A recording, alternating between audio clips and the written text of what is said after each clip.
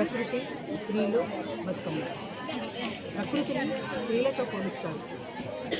ప్రకృతిని ఎంత కాపాడుకోవాల్సినటువంటి అవసరం ఉందో స్త్రీలను కూడా అంతే కాపాడుకోవాల్సినటువంటి అవసరం ఉంది. దేశవ్యాప్తంగా మహిళలపై జరుగుతున్నటువంటి అత్యాచారాలు, అనేక రకాల హింసలకు వ్యతిరేకంగా అదేవిధంగా ప్రకృతిని కాపాడుకోవాలని ఈ నినాదంతో రాష్ట్ర వ్యాప్తంగా ప్రచారం చేయడానికి సిద్ధపడింది ఈసారి భోజన బతుకమ్మ. అంతేకాకుండా దామగుండంలో జరుగుతున్నటువంటి రాడార్ స్టేషన్కి నిరసనగా భోజన బతుకమ్మ అప్పటిదాకా వెళ్ళాలని కూడా నిర్ణయించుకుంది. ఇక్కడ మూసీ ప్రక్షాళన చేస్తామని నిర్ణయం తీసుకున్నప్పుడు ఆ పైన దామగుండం ప్రాంతంలో జరుగుతున్నటువంటి విధ్వంసం అది ఆపలేకపోతే మూసీ ప్రక్షాళన కూడా జరగదు అనేటువంటి విషయం కూడా అందరూ తెలుసుకోవాల్సినటువంటి విషయం.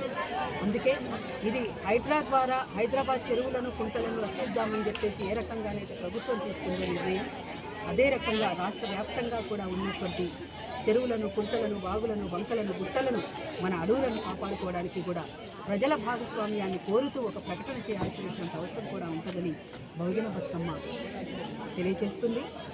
ఇది ఉత్సవమే కాదు, ఉద్యమం అంటూ చాటుతూ ముందుకు సాగుతున్నటువంటి బహుజన బతుకమ్మ నవధాన్యాలకు పూలతో స్వాగతం ఇచ్చేటువంటి పండుగగా, శ్రమజీవుల సంస్కృతిని ఎత్తిపట్టేటువంటి పండుగగా, బహుళ పంటల్ని మనం స్వాగతం ఇవ్వాల్సినటువంటి అవసరం ఉందని తెలియజేసేటువంటి పండుగగా, పర్యావరణ విధ్వంసాన్ని వ్యతిరేకిస్తూ ఉంటున్నటువంటి పండుగగా ఇది బహుజన సంస్కృతిలో భాగంగా జరుగుతున్నటువంటిది అని తెలియజేస్తుంది బహుజన బతుకమ్మ.